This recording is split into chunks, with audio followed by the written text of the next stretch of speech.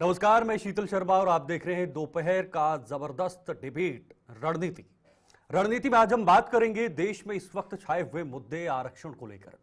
और यह आरक्षण का मुद्दा देश में कहां से उछलकर सामने आया, जिस पर इस वक्त देश के अंदर चर्चा हो रही है।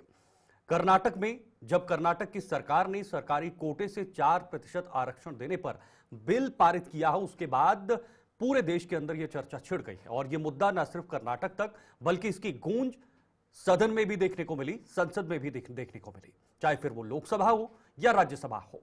आपको बता दें, कर्नाटक में इस वक्त सरकार ने बड़ा फैसला लेते हुए 4% सरकारी कोटे से आरक्षण मुसलमानों को देने की बात की गई है, जिस पर संग्राम छिड़ गया है। कल जिस तरह से सदन में हमने देखा, भारतीय जनता पार्टी के कई सांसदों ने और खुद भारतीय जनता पार्टी के राष्ट्रीय अध्यक्ष जेपी नड्डा ने विपक्ष को घेरते हुए या फिर जो कर्नाटक की सरकार है उसको घेरते हुए कहा है कि यह पूरी तरीके से संविधान का उल्लंघन किया जा रहा है।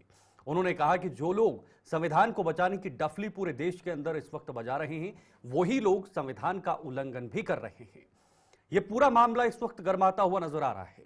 और तो और जेपी नड्डा हो या बाकी अन्य लोग हो, उन्होंने ये कहा है कि ये किसी भी जो संविधान है उसका अंग नहीं है, उसका हिस्सा नहीं है, तो ऐसे में सरकार मुसलमानों को आरक्षण नहीं दे सकती, यह सरकारी कोटे से आरक्षण नहीं मिल सकता। आरक्षण को लेकर 2024 लोकसभा चुनाव से भी पहले काफी ज्यादा बवाल हुआ था, यह मुद्दा काफी ज्यादा गर्म रहा था। लेकिन बीजेपी या जो इस वक्त केंद्र में सरकार है, उनका मानना है कि किसी भी धर्म या किसी भी जाति के आधार पर आरक्षण नहीं दिया जा सकता। इसी पर आज बातचीत करेंगे, यह हमारा आज का मुद्दा है। लेकिन पहले आपको कुछ चीजें आपको समझाना चाहूंगा ग्राफिक्स के जरिए। आरक्षण पर जेपी नड्डा ने क्या कुछ कहा है आपके सामने है। मुस्लिम समुदाय के लिए 4% आरक्षण का बिल जो पारित हुआ था, वो मुद्दा गरमाया हुआ है। आरक्षण को लेकर बीजेपी और कांग्रेस आमने सामने नजर आए, सदन में खूब आवाज भी उठी। कर्नाटक में धर्म को लेकर जो आरक्षण दिया गया है, ये वही मामला है। कांग्रेस ने बाबा साहेब के जो उन्होंने एक संविधान लिखा है उसका उल्लंघन किया है, उसको तार-तार किया है। ये जेपी नड्डा ने कहा है ये नहीं होना चाहिए, ये कहीं पर भी कोई भी प्रावधान नहीं है कि मुसलमानों को या किसी भी धर्म के आधार पर आरक्षण दिया जाए। इस पर बात करेंगे, कुछ खास मेहमान थोड़ी देर में जुड़ेंगे। लेकिन उससे पहले जब कल संसद में पक्ष और विपक्ष के बीच जबरदस्त बहसबाजी हुई, उस दौरान क्या कुछ निकला वो आपको जरा दिखाएंगे। उसके बाद आज की चर्चा भी शुरू करेंगे। सुनिए सर। बहुत दुख के साथ कहना पड़ता है कि जिस तरीके से कांग्रेस पार्टी बहुत संविधान की रक्षक बनती है, वो संविधान के बारे में जिस तरीके से उन्होंने उसकी धज्जियां उड़ाने का प्रयास किया है। संविधान में डॉक्टर बाबा साहब अंबेडकर ने स्पष्ट लिखा है और कहा है कि रिजर्वेशन धर्म के आधार पर नहीं होगा। Reservation will not be done on the basis of religion. This is an accepted principle of the constitution of India. लेकिन साउथ में कांग्रेस की सरकार में रिजर्वेशन कॉन्ट्रैक्ट में 4% का रिजर्वेशन का पारित किया जाता है। कॉन्ट्रैक्ट में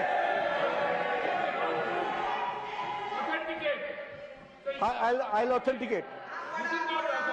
Yes, sir. The statement of the Karnataka में leader of the house. Yes. The statement to which reference has been made by the Honorable Parliamentary Affairs Minister that a constitutional functionary holding position in the political party has made a statement that there will be reservation in contract for Muslim community. Yes. That statement be authenticated I'll authenticate, and sir. put on the table of the house. The Karnataka During the course government, of the day. I'll do that, sir. The Karnataka government has passed a bill granting 4% of reservation to minorities and in public contracts. In public contracts. ये और इसके साथ साथ जो वहां के deputy chief minister हैं, जिसके बारे में रिजू जी ने रेफरेंस दी है, डिप्टी चीफ मिनिस्टर ने स्टेटमेंट दिया है हाउस में कि जरूरत पड़ेगी तो हम संविधान को भी बदलेंगे।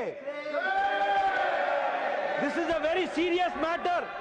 और ये लोग बड़े संविधान के रक्षक बनते हैं और ये लोग संविधान की रक्षा करने की बात सारे देश को बताते हैं, ढोल पीटते हैं, वो संविधान की धज्जियां उड़ाते हैं। ये इसके लिए हम रोक करते हैं। But what do you want? What do you want? I want that such laws and rules should be withdrawn and discussion should take place, and Congress party president and the leader of the opposition should answer this question. Leader of the opposition.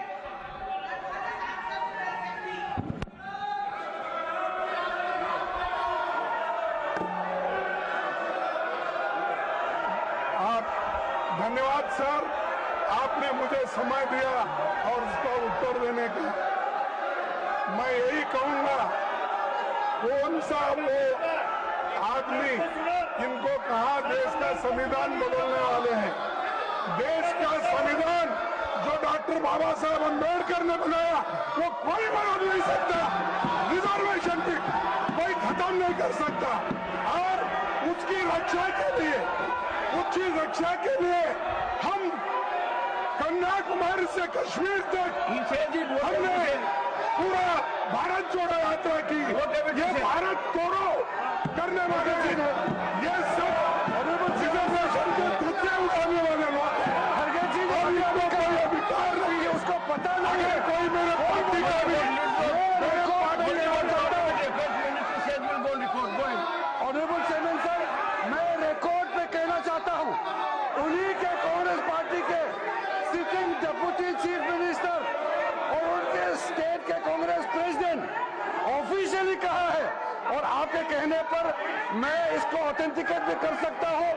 और ये मुस्लिम league का policy 28 अगस्त 1947 में मुस्लिम league ने जब reservation policy को संविधान सभा में लेके आए थे तब सरदार पटेल ने रिजेक्ट किया था।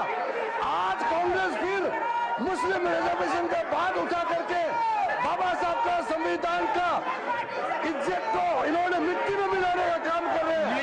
अब खंडन करना चाहते हैं। आप हिम्मत है तो डिप्टी चीफ मिनिस्टर का इस्तीफा आज ही मांगिए।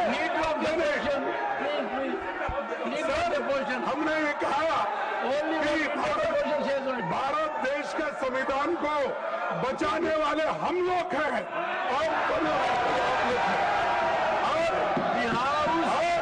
इस संविधान को हमने बनाया, हम नीति रक्षा करेंगे।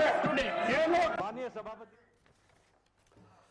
तो आप संसद के अंदर जो मुद्दा उठा था, इसमें आपने देखा एक तरफ जेपी नड्डा जो भारतीय जनता पार्टी के राष्ट्रीय अध्यक्ष है और दूसरी तरफ मल्लिकार्जुन खड़गे जो विपक्ष के नेता है, उन्होंने किस तरह से राज्यसभा के अंदर ये बात रखी और जबरदस्त बहसबाजी भी नजर आई।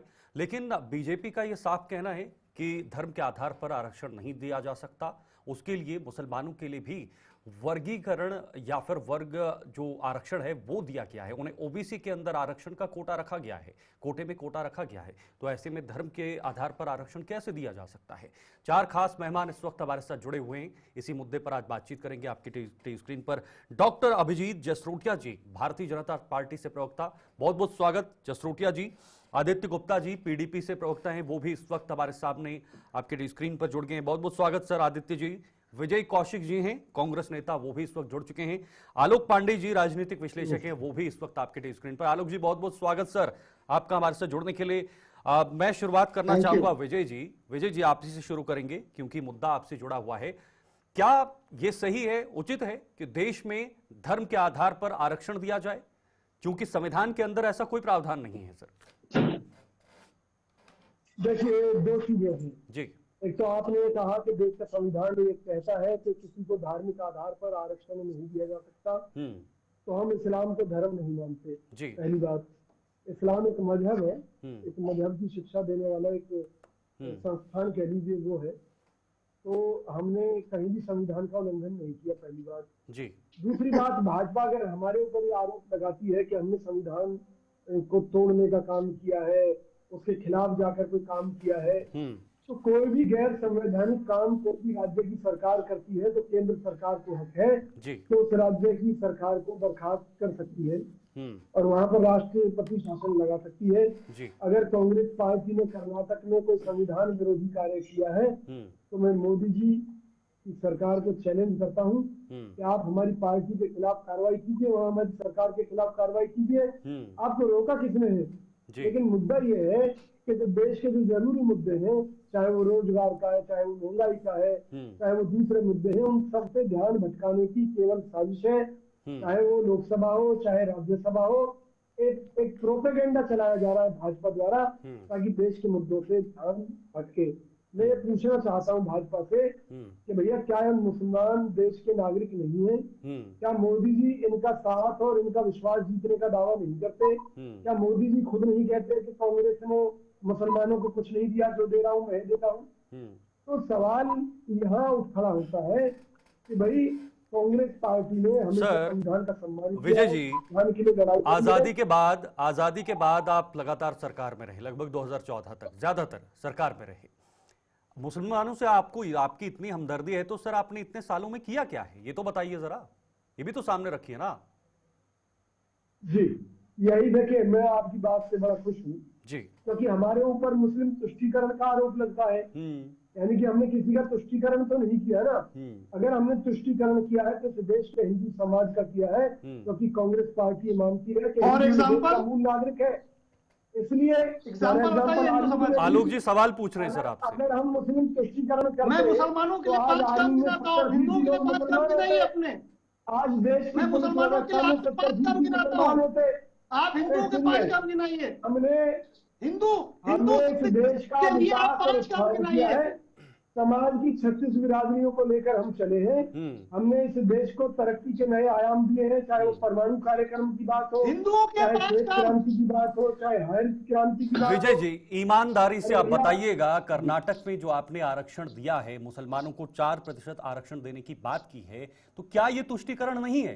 क्योंकि संविधान बता रहा है, लेकिन आप कह रहे हैं हमने संविधान का उल्लंघन नहीं किया, हम मुस्लिम धर्म को धर्म नहीं मानते। भाई साहब सुनिए जी सुनिए, ये एक राजनीति है, कूटनीति है। अगर हम आरक्षण ना देते तो यही मुसलमान जो है 90% तक फायदा ले जाते। अब 4% में सिमट गए कर्नाटक के अंदर। दिक्कत क्या है भाजपा को? क्या गुताब कर रहे हैं यहाँ टीवी में बैठ के? 4% के ऊपर मुसलमानों को नहीं मिलेगा आरक्षण का, ये तरीका आप बता रहे हैं। आपने क्या हम सब लोगों को बेवकूफ समझ बात है? ठीक है, मुस्लिम कम्युनिटी के लोग अपनी समस्या सरकार को सरकार उसको लेकर एक दायरा बना दे तो उनको दिक्कत क्या है? ठीक है, ओके सर, ओके ठीक है, मैं जवाब ले लेता हूँ आलोक जी। आलोक जी आप जवाब दीजिएगा इनकी बात का, विजय जी का।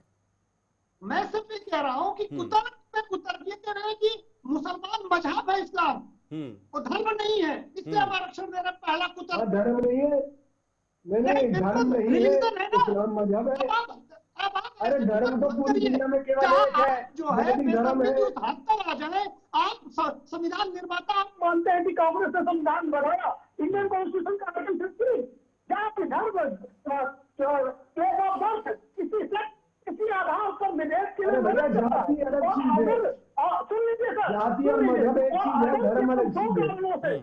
जात के आधार पर, मर्द के आधार पर प्रॉपर रिप्रेजेंटेशन न हो तो उसके बाद आरक्षण की व्यवस्था है। सिर्फ 2 क्षेत्रों से कास्ट प्लेस ऑफ बर्थ, जो आप ये काम कर रहे हैं धर्म के आधार पर, आप मुस्लिम लीग के एजेंडे को आगे बढ़ा रहे हैं, देश की यूनिटी और इंडिविटी को तोड़ रहे हैं, धार्मिक आधार पर न फैलाना चाहते हैं और देश को नष्ट करना चाहते हैं। मैं प्रत्यक्ष रूप से कांग्रेस को दोषी मानता हूँ।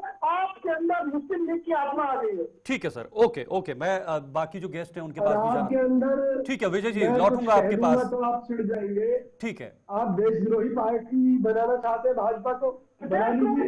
नहीं, आप जो काम करते धर्म के आधार पर। अरे भैया, हिंदू मुस्लिम को लड़वा कर इस देश का कौन सा फायदा होने वाला है? हम तो मानते हैं जो ठीक है 2 और मेहमान है। ठीक है सर, विजय जी रोकूंगा आपको। रोकूंगा। आलोक जी, आपको भी रोकना चाहूंगा, तो दो और मेहमान हैं, उनके पास भी जाऊंगा, उसके बाद लौटूंगा आपके पास। डॉक्टर अभिजीत जी, आपने सुना तर्क जब विजय जी ने कहा कि भाई हम तो मुसलमानों का वो धर्म नहीं मानते, वो एक मजहब है और उस आधार पर हमने ये जो आरक्षण है वो दिया है।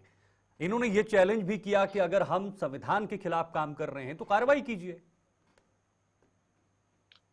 देखिए, शेर से शुरुआत करूंगा जी। कि तुझे इस बाजार का दस्तूर में बता नहीं सकता, बिक गया जो खुद वो खरीदार हो नहीं सकता। अब बात ये आती है कि हम बात करते हैं कि रिलीजन, उन्होंने कहा कि धर्म क्या है, क्या नहीं, शायद पासपोर्ट इनके पास है कि नहीं है, वहां पर एक रिलीजन का कॉलम होता है, उसमें क्या भरा जाता है क्या नहीं भरा जाता है, अब शायद ये ज्यादा बेहतर बता सकते हैं उसके ऊपर। अब मैं आना चाहता हूँ रिजर्वेशन वाली बात है, उन सब बातों के ऊपर। आपको पता है कि हमारे देश के अंदर जब बाबा भीमराव अम्बेडकर जी ने दुनिया की सबसे बड़ी डेमोक्रेसी, जमहूरियत का जब ये संविधान बनाया था, तो अपने आप में बहुत बड़ी बात थी। ये कोई छोटी मोटी बात नहीं थी, उन्हें हर एक वर्ग को, हर एक चीज को देखकर बनाया। अब इस देश में धर्म के नाम पे आरक्षण क्यों नहीं दिया जाता, उसका कारण आप समझिएगा कि 47 में इसी कांग्रेस के कारण जो देश का विभाजन हुआ, वो धर्म के नाम पे का विभाजन हुआ। पहले एक बार विभाजन किया आपने, फिर दूसरी बार विभाजन किया, और एक विशेष समुदाय से लोगों को या विशेष धर्म के लोगों को 2 देश दे दिया आपने। अब रही बात, जब आप हिंदुस्तान की तरफ देखते हैं और अगर आप आरक्षण की बात करते हैं, तो अगर हम मुस्लिम्स की बात करें, मुस्लिम तुष्टीकरण में कांग्रेस ने आज तक कोई कमी नहीं की है, उन्होंने पूरी तरह से तुष्टीकरण करने की कोशिश की है। जहां तक आरक्षण की बात आती है, मैं अगर आपके सामने अपने जम्मू कश्मीर की बात करूं, तो नियर अबाउट अगर 32 ऐसी अलग अलग जो है सब कास्ट हैं जिनके अंदर आरक्षण इनके लिए ओबीसी के अंदर हैं, जिसके अंदर अगर आप कश्मीर में देखें तो हाँ जी है। लेकिन डॉक्टर अभिजीत जी, इनका सवाल ये भी है कि मुसलमान आखिर जाएगा कहाँ, वो किसके सामने अपनी बात रखेगा, किसके सामने अपने मुद्दे रखेगा, इनका ये भी तर्क है। वो भी तो इस देश के नागरिक हैं। वो कम से कम इनके सामने तो नहीं रखेगा जी। अब मुसलमानों में भी इन्होंने क्या क्रिएट किया हो कि उनके अंदर जिन लोगों को ये फायदा मिल सकता है, जैसे हमारे यहाँ पर दम फकीर होते हैं, भाड़ धूम होते हैं, उसके बाद गाजा हाजी, फिर उसके बाद हाजी वाला, उसके बाद शिकारा वाला, इस तरह की 32 अलग अलग क्लासेस है जहां पर रिजर्वेशन ओबीसी के अंदर है।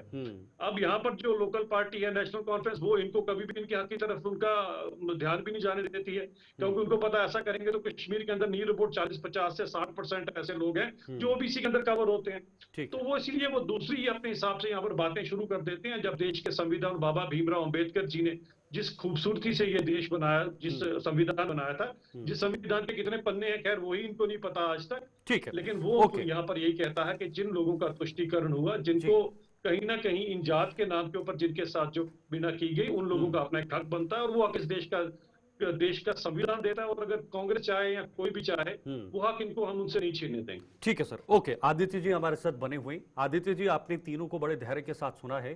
कर्नाटक में जो आरक्षण तय किया गया है मुसलमानों के लिए, 4% आरक्षण दिया गया है। हालांकि पहले ही कोटे में कोटे आरक्षण है, ओबीसी के अंदर ही आरक्षण दिया गया है मुसलमानों को। कर्नाटक में, केरल में 30% दिया जा रहा है, कर्नाटक में 32% दिया जा रहा है, तमिलनाडु के अंदर भी आरक्षण दिया जा रहा है कोटे में कोटा। लेकिन उसके बाद भी क्या जरूरत पड़ी और आप इसे कितना उचित मानते हैं? क्योंकि बीजेपी कह रही है कि भाई ये तो संविधान का उल्लंघन किया जा रहा है, संविधान में इसका कोई प्रावधान नहीं कि धर्म के नाम पर आरक्षण दिया जाए देश के अंदर। देखें, ऐसा है शीतल जी, सबसे पहले मेरी तरफ से नमस्कार मेरे फेलो पैनलिस्ट को। मैं बड़े ध्यान से सुन रहा था अपने तीनों फेलो पैनलिस्ट को, और मुझे था कि किसी ने जरूर कर्नाटका का जो बिल है उसको जरूर देखा होगा जी। देखिए, कर्नाटका का जो बिल है वो उसकी हिस्ट्री है, वो हिस्टोरिकल है। अगर आप देखेंगे तो 1919 में भी ऐसा एक बिल आया था, 1927 में भी आया था, 1972 में भी आया था जी। 1972 में कर्नाटका हाईकोर्ट ने एक जजमेंट पास की थी जिसके अंदर उन्होंने अपहोल्ड किया था कोटा, और उसको बाद में चैलेंज किया गया था वसंत कुमार केस में, जिसमें सुप्रीम कोर्ट ने उसको कहा था लेकिन मुसलमानों को जब भी कोटा गया हुआ वो धर्म के नाम भी नहीं दिया गया हुआ, वो दिया गया हुआ है socially and economically backward class.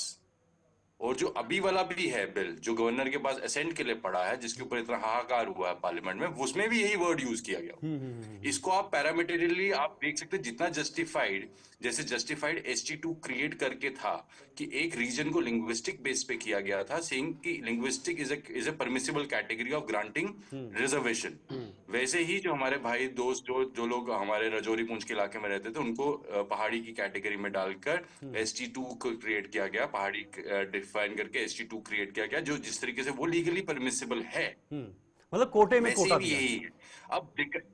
अब मैं आपको एक बात बता रहा हूं, अब बेसिकली क्या है शीतल जी, कुछ नहीं है, इट इज वेरी सिंपल। एक प्रोसेस है, और जो पहले रिवोकेशन हुई थी कर्नाटका की, वो ऑलरेडी सुप्रीम कोर्ट में पेंडिंग है डिस्प्यूट, यही कि क्या कोटा दिया जा सकता, नहीं दिया जा सकता। जो पार्लियामेंट में हुआ वो पार्लियामेंट के स्कोप के बियॉन्ड था, क्योंकि स्टेट लेजिस्लेचर ने किया। स्टेट लेजिस्लेचर कुछ भी करता है वो पार्लियामेंट भी या रेस्ट ऑफ द कंट्री पे एनी केस बाइंडिंग नहीं है। अब यहाँ पर कैच सारा ये है, जो धर्म के नाम पे राजनीति पूरे हिंदुस्तान में होती है, मैं किसी एक पार्टी का नहीं कह रहा, no one is more responsible than the other one. हम सब लोग, अगर हम तीन अलग पॉलिटिकल पार्टी से बैठे या आके भी आएंगे, we are this way that way responsible, because हम लोगों ने भी लोगों को धर्म और डर से ही बिठा दिया हुआ है। देखिए रिजर्वेशन अगर वो लेते भी हैं, ऑलरेडी रिजर्व कैटेगरी का कोटा उसी में से ही लेंगे, ओपन वाले को कभी फर्क नहीं पड़ेगा, उसमें दिया जा रहा है जो शेड्यूल कास्ट है उसके कोटे को भी नहीं पड़ेगा। सो बेसिकली पॉइंट ये है कि इसमें परमिसिबल लिमिट जो है, अब कानून बनाते हैं लेजिस्लेचर, उसकी स्क्रूटनी कोर्ट करती है, कोर्ट के अंदर पेंडिंग पड़ा हुआ है। We should not get into the issues जहां पर लोगों के माइंड में एक सेंटिमेंट क्रिएट हो जाए और बाद में जजमेंट, चाहे उसको सही होल्ड किया गलत करे, वो इररिलेवेंट हो जाए। परमिसिबल है टू एन एक्सटेंट अगर उसको आप सोशली इकोनॉमिकली बैकवर्ड कैटेगरी में लेते हैं, बट अगर आप धर्म के नाम पे करते हैं, जैसे साफ साफ कहा गया हुआ है देश में सरकार का कोई धर्म नहीं है, वैसे ही रिजर्वेशन में भी धर्म नहीं है। तो पहले सरकार को यह भी कहना चाहिए, मैं तो चाहता था कि कल रिजिजू साहब और नड्डा साहब ये भी बात कहते, जैसे सरकार का कोई धर्म नहीं है वैसे ही रिजर्वेशन में भी कोई धर्म नहीं आए, लेकिन इसको कनेक्ट किया जा रहा है to a previous statement of the prime minister, जो सही नहीं है, जिसकी वजह से डिवाइड हो रहा है। तो मुझे लगता है कि हम जो 4 लोग यहाँ बैठे हैं, एटलीस्ट हमको भी इसके बारे में उसी तरीके से बात करें जाए, ताकि लोगों के दिमाग में ये लास्टिंग इफेक्ट नहीं पड़े कि कोई किसका हिस्सा खा रहा है या कौन कहाँ गायब हो जाएगा। मैं कांग्रेस के तर्क से भी विश्वास नहीं रखता कि नहीं जी उनका क्या करेंगे। जनाब हिंदुस्तान में सबको है, कैटेगराइजेशन है, कैटेगरी के अंदर ही उनको प्रिजर्वेशन मिलेगी। बिल्कुल। आप रिलीजन के बेस पे अगर आपका स्कीम है, हालांकि स्कीम में कहीं पे भी रिलीजन नहीं लिखा हुआ, स्कीम में वर्ड है socially and economically backward category. बिल्कुल सर, बिल्कुल, इसको कैटेगराइज किया गया है, वर्गीकरण किया गया है, उसी आधार पर तो आरक्षण दिया जाता है। ठीक है, आलोक जी आपसे जवाब लूंगा। अभी बहुत सारी चीजें आदित्य जी ने कही, उन्होंने पूरा संक्षेप में समझाने की कोशिश की, इतिहास में क्या कुछ रहा है, कब कब इस पर मुद्दे उठे हैं। आपको क्या लगता है, जैसे अभी आपसे पहले विजय जी कह रहे थे कि भाई मुसलमान जाएंगे कहाँ, उनका भी तो एक सोर्स है, उनको भी तो, वो भी तो यहाँ के नागरिक हैं, उन्हें भी तो हक मिलना चाहिए, अधिकार मिलना चाहिए। कैसे आप इसको देख रहे हैं? लेकिन मेरा मानना है कि इस्लाम में तो सब बराबर है। इस्लाम में तो कोई ओबीसी SC ST है ही नहीं, तो इस आधार पर रिजर्वेशन नहीं होना चाहिए। ये फंडामेंटली इस्लाम का अपमान है। इस्लाम तो कहता है सब बराबर है, ओबीसी SC ST की जो कॉन्सेप्ट है वो तो हिंदुओं में है, और अगर इस्लाम ये माने कि उसके अंदर भी ये जातिगत बुराई है तो फिर वो हिंदुओं से अलग कर रहे हैं जी। इस्लाम तो यही कहता है ना कि हम में सब बराबर है, अल्लाह की नजर में सब बराबर है। लेकिन सर आलोक जी, और हिंदुओं की जाति व्यवस्था का अगर जो ऑप्शन नहीं शोषण के आधार पर, ये मुसलमान से जो है जाति शोषण के आधारित व्यवस्था पे शामिल हो गया सामाजिक व्यवस्था पर। पहली बात। दूसरी बात ओबीसी के आधार पर मुसलमानों को तो ऑलरेडी नौकरी में आरक्षण मिला है, और जो 10% क्रीमी मिला है उसमें भी आरक्षण मिला है। नहीं, लेकिन आलोक जी अगर कोई मुसलमानों में फाइनेंशियली, मुसलमानों में कोई वीक है, हिंदुओं में भी कोई फाइनेंशियली वीक है, तो क्या उन दोनों को समान नजर से नहीं देखा जाना चाहिए? यही तो संविधान में लिखा है कि आरक्षण 10% रिजर्वेशन मुस्लिम शामिल है जी। उस 10% में केवल हिंदू नहीं है, और इकोनॉमिकली वीकर सेक्शन में उस 10% में मुस्लिम आता है, और बहुत सारे मुसलमान ओबीसी में आते हैं। ये सरकारी कोटे में आरक्षण, ये संविधान का अपमान है, क्योंकि सरकारी नौकरियों में केवल आरक्षण की बात है, सरकारी कोटे में तो आरक्षण की बात ही नहीं है। ये नहीं तौर कांग्रेस। चलिए जवाब ले लेता हूं। विजय कौशिक जी, आपने सुना आलोक जी ने कहा कि भाई ये तो पूरी तरीके से संविधान का अपमान है, उल्लंघन कर रहे हैं आप, क्योंकि कहीं नहीं लिखा है। और जो कोटे में कोटा है वो मिल रहा है लोगों को, 10% इकोनॉमिक वीकर सेक्शन वालों को भी मिल रहा है। वहां पर धर्म नहीं देखा जाता, क्योंकि ऑलरेडी वो ओबीसी में हैं, वर्गीकरण है और वर्ग के अंदर हैं, तो कोटे में कोटा मिल रहा है। देखिए, अभी आलोक जी की बातें मैं सुन रहा था, मुझे ऐसा लग रहा था कि आ रहा हूं मुस्लिम सर। धर्मगुरु आकर आपके चैनल में बैठ गए हो और वो इस्लाम की शिक्षाएं दे रहे हो कि भाई इस्लाम में तो सब बराबर है। अरे भैया, हमारे बराबर हिंदू नहीं है। धर्मगुरु में बैठते ही नहीं बैठते, धर्म की व्याख्या करते हैं। हमने धर्म की व्याख्या करते तो आपको बुरा लग रहा है। आप तो मुसलमान मोदी नहीं जी है, पसमानदा मुसलमानों का मुद्दा उठा आप रहे हैं। धर्म के व्याख्या इधर नहीं मोदी है। जी पसमानदा मुसलमानों का मुद्दा उठा आप रहे इस्लाम हैं। धर्म को मानने वाले हैं क्या? आप ज्यादा जानते हैं इस्लाम से मुझसे। एक मिनट अरे आलोक भाई जी, साहब, जवाब ले लेते, फिर आलोक आपसे जी, मैं जवाब लेता आप जो बातें कर रहे थे हूं। मुझे ऐसा लग रहा था जैसे कोई धर्मगुरु बैठे हो चैनल। तो बात रखी है, पहली बात। दूसरी बात, संविधान के खिलाफ कोई भी राज्य सरकार नहीं जा सकती। अगर कोई राज्य सरकार संविधान के खिलाफ जाकर काम करती है तो निश्चित तौर पर केंद्र सरकार के अपने हक है और ऐसे प्रदेशों में राष्ट्रपति शासन लागू किया जा सकता है। और तो और सर, मोदी विजय जी, साबित आप कर पर यह भी आरोप है हमने कि संविधान विरोधी कार्य किया है। डिप्टी सीएम ने यह भी तक कह दिया था कि जरूरत पड़े तो हम संविधान को बदल देंगे। ये भी आरोप लग रहे हैं सर। देखिए, पहली बात तो सुनिए, हमारे डिप्टी सीएम का जो बयान है उनका निजी बयान है, पहली बात। दूसरी बात यह है कि अगर उन्होंने बयान किया है तो उनके बयान को तोड़ मरोड़ कर पेश किया जा रहा है। संविधान को बदलने का उनका अर्थ ये था कि संविधान फला एक्ट में हम संशोधन करेंगे, लेकिन हम संविधान के खिलाफ नहीं जाएंगे, उनका भी कहने का अर्थ ये था। तो कांग्रेस पार्टी संविधान में भरोसा रखती है, संविधान के अनुरूप ही चलती है और संविधान के अनुरूप ही हम इस देश में एक नई क्रांति लाना चाहते हैं जिसमें लोगों को बेरोजगारी से निजात मिले, महंगाई से निजात मिले। ठीक है सर, देश में आप नई क्रांति लाने की कोशिश कर रहे हैं, लेकिन फिलहाल आपको खुद में सर क्रांति लाने की जरूरत पड़ रही है, जिस तरह से आप एक एक राज्य हार रहे हैं। तो अगर आप पहले अपनी पार्टी की समीक्षा करेंगे तो उसके बाद ही आप देश के लिए कुछ कर पाएंगे सर। उसके लिए आपको सत्ता में आना जरूरी है। अभिजीत जी, आपने सुना, हम संविधान के खिलाफ काम नहीं करते। विजय जी कह रहे हैं हमने संविधान को बचाया है, हम संवैधानिक का काम करते हैं और उसी रास्ते पर चले आ रहे हैं, वही हम आज भी कर रहे हैं। देखिए, संविधान के लिए इन्होंने क्या क्या कुछ किया वो तो देश अच्छी तरह से जानता है जी। 60-70 साल से इन्होंने क्या किया वो भी हमें अच्छी तरह से पता है। और वही तुष्टीकरण की राजनीति और जो क्रांति ये लाना चाहते थे, इनके समय पर कितने दंगे और कितने फसाद हुए हैं उनका डाटा निकालना शुरू करूंगा तो लगता है सुबह से लेकर शाम हो जाएगी। तो ऐसी क्रांति इन्हीं को मुबारक हो, हमें शांति से मतलब है जी। अब बात आती है कि देखिए इनकी नीयत कैसी है। हमारे को, मैं जम्मू कश्मीर के संदर्भ में आपको बताना चाहता हूं कि शायद मैंने इस पे प्रेस कॉन्फ्रेंस की थी। जीएडी का 1164 नंबर का ऑर्डर है, 1996 का ऑर्डर है जी। उसमें स्टेट ऑटोनॉमी कमेटी बनती है। स्टेट ऑटोनॉमी कमेटी को कांग्रेस के एक बहुत बड़े नेता हेड करते हैं और बाकी नेशनल कॉन्फ्रेंस वाले उसके अंदर नेता होते हैं। अब उसकी सिफारिश क्या थी? अब उसकी सिफारिश थी, कुछ आर्टिकल थे, शायद मुझे एग्जैक्टली याद नहीं, 330 से लेके कुछ आगे के आर्टिकल थे जिसमें सिफारिश की जा रही थी कि ये आर्टिकल, क्योंकि उस समय यहाँ पर अलग संविधान था, ये भारत देश के जो आर्टिकल हैं संविधान के आर्टिकल, हम यहाँ पर उनको नहीं लागू होने देंगे। और वो आर्टिकल किसको रिजर्वेशन देते थे? एससीज को और एसटीज को रिजर्वेशन देते थे। तो ये इनकी नीयत रही है यहाँ पर लेकर, रिजर्वेशन को लेकर, सब चीजों को लेकर। ये तो 5 अगस्त 2019 के बाद, ऐतिहासिक दिन के बाद, यहाँ पर आप सबको अपने अपने हिस्से का इस देश के संविधान, बाबा भीमराव अंबेडकर जी के द्वारा दिए हुए संविधान के अकॉर्डिंग सबको उनके हक हकूक मिल रहे हैं। शायद कांग्रेस को इसीलिए जो है प्रॉब्लम। ठीक है, मैं आदित्य जी आपके पास आऊंगा, लेकिन मुझे एक छोटे से ब्रेक पर जाना पड़ेगा। उसके बाद तुरंत मैं आपके पास आऊंगा और आपसे जवाब लूंगा कि आखिर जिस तरह से डॉक्टर अभिजीत जी अपना तर्क रख रहे हैं, कांग्रेस के विधायक कांग्रेस के नेता विजय कौशिक जी अपना तर्क रख रहे हैं, लेकिन असल तस्वीर क्या है वो भी समझेंगे। फिलहाल वक्त एक छोटे से ब्रेक का है। ब्रेक के बाद भी ये चर्चा लगातार जारी रहेगी।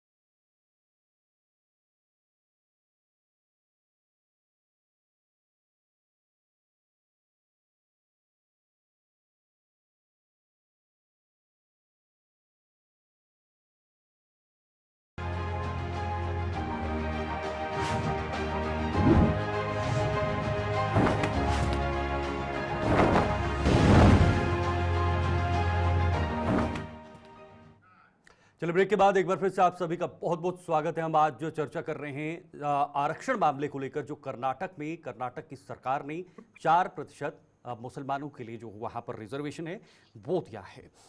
चारों मेहमान हमारे साथ जुड़े हुए हैं। आदित्य जी, आपके पास आना चाहूंगा। ब्रेक से पहले तीनों लोगों ने बात की, फिर से आपने सुना, और विजय जी कह रहे हैं कि हम तो संविधान के खिलाफ जा ही नहीं सकते, हम संविधान के खिलाफ काम ही नहीं कर सकते। हमने तो पिछले 70-75 सालों से संविधान के रास्ते पर चले हैं और वैसे ही कर रहे हैं। क्या असल तस्वीर है मुसलमानों की, खास तौर पर देश के अंदर, जो कांग्रेस चाहती है कि मुसलमानों को भी आरक्षण मिलना चाहिए, धर्म के आधार पर आरक्षण मिलना चाहिए? क्या उसका उनको पॉलिटिकल बेनिफिट है या वाकई में ये तस्वीर बन रही है मिलना चाहिए, हालांकि अल्पसंख्यक मुसलमान नहीं है देश में? देखिए, मैंने आपको पहले भी बोला कि धर्म के नाम पे किसी भी किस्म की रिजर्वेशन या आरक्षण नहीं मिल सकता। आप सिर्फ उसको कैटेगराइज कर सकते हो सोशली एंड इकोनॉमिकली बैकवर्ड। जी जी जी जी। मैं 3 चीजें हाईलाइट कर रहा, तीनों ही प्रवक्ता ने अपनी अपनी बात की। 3 चीजों पे मैं तीनों से अलग ओपिनियन रखता हूँ। कांग्रेस के प्रवक्ता ने कहा था ईडब्ल्यूएस को, किसी ने कहा था ईडब्ल्यूएस का जो है, ईडब्ल्यूएस का कोटा मिल रहा है विद इन अ कोटा। आपको मैं पहले एक साफ कर देता हूँ, ईडब्ल्यूएस के कोटा को लेने के लिए सबसे पहला प्रीरिक्विजिट ये है कि आप किसी भी कैटेगराइजेशन ऑफ रिजर्वेशन में फॉल नहीं करना चाहिए आप। तो वो इन एनी केस ओपन में से ही जाता है। दैट इज उसकी कॉन्स्टिट्यूशनल वैलिडिटी इसीलिए सेट हुई है क्योंकि वो उन लोगों को बेनिफिट मिल सकता है जो किसी और किस्म की रिजर्वेशन का हिस्सा नहीं है। ठीक है। तो ईडब्ल्यूएस को तो आप इसके साथ मिक्स करें ही नहीं, पहली। दूसरी बात है कि जब आप कहते हैं कि दोनों, सर ये सेटल्ड है हमारे यहाँ पे, सिंपल है, जो सुप्रीम कोर्ट जजमेंट है, आनंद जी जो भी है, एक मिनट आलोक जी पूरी बात सुन लेते हैं, फिर आलोक जी पूरी बात सुन लेते हैं, जल्दी से बोलिएगा। आदित्य जी, समय थोड़ा कम है। मैं आपको पढ़ के बता देता हूँ जो मैं बोल रहा हूँ जी। यहाँ पर कैटेगरिकली लिखा हुआ है, हैज नॉट बीन रिवोक्ड और a person can be given a EWS certificate only if he or she is not covered by any other reservation जी। Once that is the mandate Supreme Court का, तो वही है। तो EWS को आप mix मत कीजिएगा इसके साथ। EWS is independent, can go to any person belong to any religion। ठीक है। ठीक है। दूसरी बात यह है कि हर एक क्या बीजेपी तो क्या कांग्रेस दोनों ने कहा है कि हम संविधान के खिलाफ नहीं जाते, हमारा कोई भी एक्शन संविधान के खिलाफ नहीं है। मैं आपको बेसिक चीज बताता हूं, जब सुप्रीम कोर्ट किसी भी कानून को सेट असाइड करती है, वो ये कहती है this is ultra vires the basic structure of the constitution. अब मैं आपको बताता हूं, क्या कांग्रेस के दौर में कभी कोई सुप्रीम कोर्ट ने कानून आपका सेट असाइड नहीं किया? क्या इलेक्टोरल बॉन्ड बीजेपी के दौर में सेट असाइड नहीं किए गए? See these are ultra vires the constitution. तो जब आप ये छाती ठोक के कहते हैं कि हमने कभी जिंदगी में कोई ऐसी चीज नहीं की जो कॉन्स्टिट्यूशन के विरुद्ध नहीं है, it is a judicial scrutiny, it is not कि आपकी नीयत में खोट है, इट्स अ लीगल। देखें यहाँ पर ही फर्क है, और लोगों को यही चीज समझनी चाहिए कि धर्म के नाम पे राजनीति हो रही है। ठीक ठीक। जो कौन कर रहा है वो भी दिखता है क्या, और कौन। तीसरी चीज जी, अगर आप एक, अभिजीत ने कहा था कि रिजर्वेशन ऑटोनॉमी की मेंशन किया था। अभिजीत जी, सिर्फ एक बात मैं कहना चाहूंगा, आई डू नॉट, मैं 96 के उस रेजोल्यूशन को डिस्प्यूट नहीं करता, बट मेरा आपका एक तर्क, आपने कहा था कि रिजर्वेशन को रोका गया था। रिजर्वेशन आर्टिकल 15-16 हिंदुस्तान के कॉन्स्टिट्यूशन के आइन के हिसाब से है, वही सेम प्रोविजन हमारे अपने में भी था, और 73 के बाद जम्मू कश्मीर में प्रॉपर रिजर्वेशन एप्लीकेबल थी केशवानंद भारती की जजमेंट के बाद कि बेसिक स्ट्रक्चर क्या है। तो हर किस्म की रिजर्वेशन जम्मू कश्मीर में एज इट इज एप्लीकेबल थी। Rest of your argument as far as autonomy is concerned is correct. जल्दी से जवाब दीजिए, 10 सेकंड में जवाब दीजिए। I'll respond you with उस पार्ट को मैं डिस्प्यूट नहीं करता सर। चलें, लेट मी रिस्पॉन्ड नाउ। शीतल, एक मिनट। बोलिए शीतल जी, बोलिए सर। जी सर। सबसे पहले बात यह है कि I'll give you the copy of that GAD 1164 number का ऑर्डर है, उसके अंदर सिफारिश थी इन 2 चीजों के अंदर, तभी यहाँ पर एसटी को जो रिजर्वेशन थी, political reservation was not given to ST, that was given in our Indian constitution first of most of all, and same recommendation was there for एससीज आल्सो। ठीक है, that recommendation was there from there side. ठीक है, लेकिन their side वो मंसूबे कामयाब नहीं हो पाए, लेकिन इन्होंने अपने आप से पूरी कोशिश की। Okay sir. अब ये बात करते हैं जो हम किसी पार्टी को कहते हैं कि ये धर्म के नाम पे राजनीति करती है, वो धर्म के नाम पे राजनीति करती है। आदित्य जी, अगली बार जब आप अपना पासपोर्ट भरे ना, तो जब आप रिलीजन लिखेंगे ना, उस रिलीजन के आगे ठीक है। मैंने आपका सबको रीजन कहा। क्या है? ठीक है, मैंने कहा, पर्सनल ना चार होइएगा, पैनलिस्ट मेरे पास बैठे, समय हमारा- समय की थोड़ी कमी है सर हमारा अभिजीत फर्ज जी, बनता है भाई समय साहब, की कि हम किसी को आपका मिसलीड रीजन नहीं क्या है करें, भाई साहब? ठीक है, समय की थोड़ी कमी हम है। फैक्चुअली भाई करेक्ट साहब, हो, मैं पूछूं, बाकी आपका लेट पीपल रीजन मेक क्या एन है? Opinion. I did not reason even क्या? नहीं, आप पर्सनल pointing finger to उसकी anyone. सोच है कि पर्सनल नहीं, पर्सनल नहीं। Hinduism is a disease. Okay okay आप ओके, उसे political आलोक जी party बना कंक्लूड के कर belong दीजिएगा करते हैं। सर, आलोक जी आप कंक्लूड कर political party दीजिएगा, को ठीक है। अगले Always been a form problem बनेंगे, with तो अपने रीजन क्या कि डिजीज भी लिख लेना। ओके ओके, आलोक आपका जी रीजन डिजीज है, कंक्लूड मेरा कंक्लूड, डिजीज नहीं है, ठीक है? सबसे पहले अपने लीडर्स को जाके आलोक जी समझाएं, conclude, एक मिनट, जहर अभिजीत जी। हिंदुओं के खिलाफ अभिजीत जी उगलती समय कम है, समय कम है, फिर बात समय कम कीजिए, अगर है। आप बोलिए बोलिए धर्म आलोक के जी ऊपर। जल्दी से। मैं सिर्फ ये कह रहा हूँ कि चाहे प्रत्यक्ष रूप से ऐसे कान पकड़े या ऐसे कान पकड़े, जनता दोनों जानती, जी। कांग्रेस ऐसे नहीं पकड़ती, ऐसे पकड़, क्या ये भी सही है? आप विंडो घुमा करके बात नहीं करेंगे, समझाने को अच्छा दे रहे लेकिन दूसरे तरीके से दे रहे, ये कौन सी सही बात है? जब आरक्षण होना ही नहीं चाहिए धार्मिक आधार पर, फंडामेंटल तो वही है ना, संदेश तो आप वही दे रहे हैं। दूसरी बात, जब ये कहा जाता है कि जो 10% पर जो रिजर्वेशन वो सभी रामों के लिए होते हैं, मैं भी नहीं कह रहा हूँ ना, उसमें मुस्लिम भी शामिल है और ओबीसी में भी मुसलमान शामिल है। ठीक है, जनरल ठीक है। में मुस्लिम होता है तो ओके। वो जनरल में आ जाता है 10% में, और ओके। ओबीसी वाला ओबीसी में आ जाता है, और 25 वाले में होता नहीं। ठीक है, ठीक है। समय समाप्त हो रहा है मेरा सर, समय समाप्त हो रहा है। ठीक है, बहुत बहुत शुक्रिया डॉक्टर अभिजीत जी, आदित्य जी बहुत बहुत शुक्रिया आपका, विजय जी शुक्रिया आपका, आलोक जी आपका भी बहुत बहुत शुक्रिया, आपने समय दिया, इस खास विषय पर चर्चा की। लेकिन बड़ा विषय ये है कि आखिर क्या वाकई में इन राजनीतिक पार्टियों को आम लोगों की, आम जनता की चिंता है, या सिर्फ राजनीतिक रोटियां सेकी जा रही हैं, धर्म के आधार पर राजनीति की जा रही है? दिखाई तो वैसा ही दे रहा है। जो प्रावधान संविधान के अंदर नहीं है, उसके बाद भी अगर आप उस प्रावधान को लोगों के लिए लागू करते हैं तो यहां से तुष्टीकरण की भू आती है। वक्त एक छोटे से ब्रेक का है, ब्रेक के बाद खबरों का सिलसिला जारी रहेगा।